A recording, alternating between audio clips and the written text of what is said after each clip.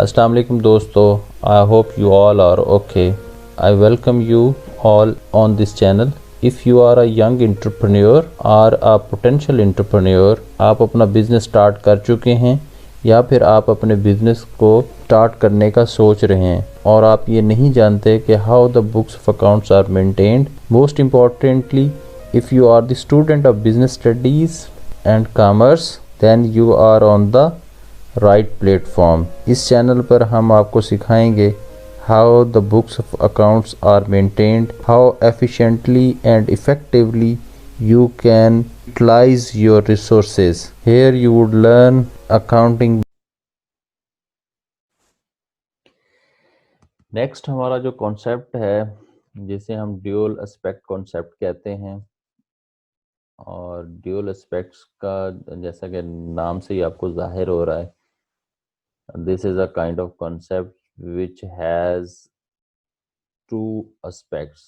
A transaction that we need to record in the books of account, it has dual aspects. One of its aspect is called debit, the other one is called credit. यानी कि हम जो double entry system है वो सारा इसी dual concept, dual aspect concept पे base कर रहा होता है. यानी कि हम जो भी ट्रांजैक्शन अपने बुक्स ऑफ अकाउंट्स पे रिकॉर्ड करते हैं तो उसके दो एस्पेक्ट्स होते हैं, उसकी left side of the account और right side of the account. तो राइट साइड जो होता है उसको हम क्रेडिट कहते हैं और जो लेफ्ट साइड होती है उसको डेबिट कहते हैं. तो every debit there is a credit, for every debit there is a credit. तो briefly the dual aspect concept can be expressed as under कि हम कैपिटल प्लस लाइबिलिटीज जो हैं वो इक्वल टू एसेट्स होती हैं. कि हमारे पास यानी जो भी चीज़ हम बिजनेस के अंदर लेकर के आएंगे उसके ऑपरेशनल पर्पसेस के लिए, फ्यूचर बेनिफिट्स के लिए, तो उसके हमारे पास क्या होंगे कि वो रिसोर्सेज होंगे और उसके कोई ना कोई सोर्सेज भी होंगे. या तो वो हम कैपिटल से लेकर के आए होंगे या फिर वो लाइबिलिटी होगी. तो इसलिए हम कहते हैं कि every debit there is a credit. तो ड्यूअल एस्पेक्ट जो है वो बड़ा एक इम्पॉर्टेंट है और जो डबल एंट्री सिस्टम है वो इसी कॉन्सेप्ट पे बेस कर रही है.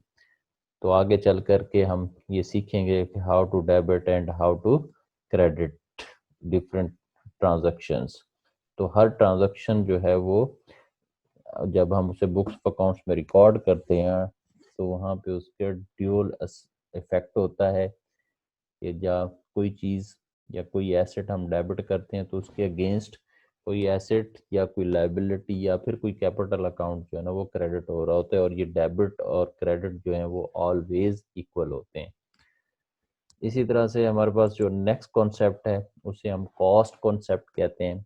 कॉस्ट कॉन्सेप्ट से is fixed assets are recorded at cost price and are systematically reduced by the process called depreciation. कि फिक्स जो कॉस्ट कॉन्सेप्ट है वो हमें ये कहता है कि हमने अपने बुक्स ऑफ अकाउंट्स में जो हमारे फिक्स एसेट्स होंगे, फिक्स एसेट्स लाइक लैंड है, बिल्डिंग है, मशीनरी है, प्लांट है, इक्विपमेंट है, तो उनको उनकी ओरिजिनल परचेज प्राइस पे हम जो है ना वो बुक्स अकाउंट्स में रिकॉर्ड करेंगे. ना ही हम उनको ओवरस्टेट करेंगे ना ही अंडरस्टेट करेंगे, बल्कि हमने उनको ओरिजिनल परचेज प्राइस पे अपने बुक्स ऑफ अकाउंट्स में रिकॉर्ड करना है.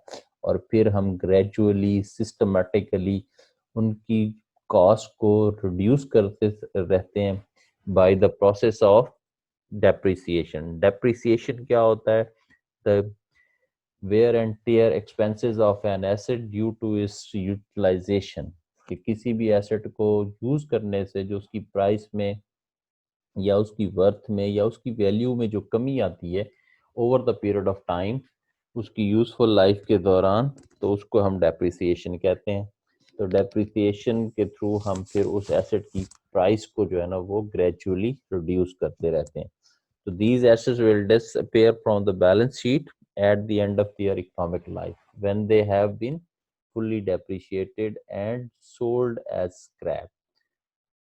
तो फिर वो एसेट्स जो होते हैं ग्रेजुअली अपनी इकोनॉमिक लाइफ कंप्लीट करने के बाद बुक्स अकाउंट से ख़त्म हो जाते हैं, डिसअपीयर हो जाते हैं और उसकी डेप्रिसिएशन जो है ना हम उनको फुल्ली वो चार्ज करते हैं और फिर उसकी जो एंड मटेरियल होता है, जो स्क्रैप जो वैल्यू होती है उसको फिर हम सोल्ड आउट यानी जब वो यूज़फुल नहीं रहते।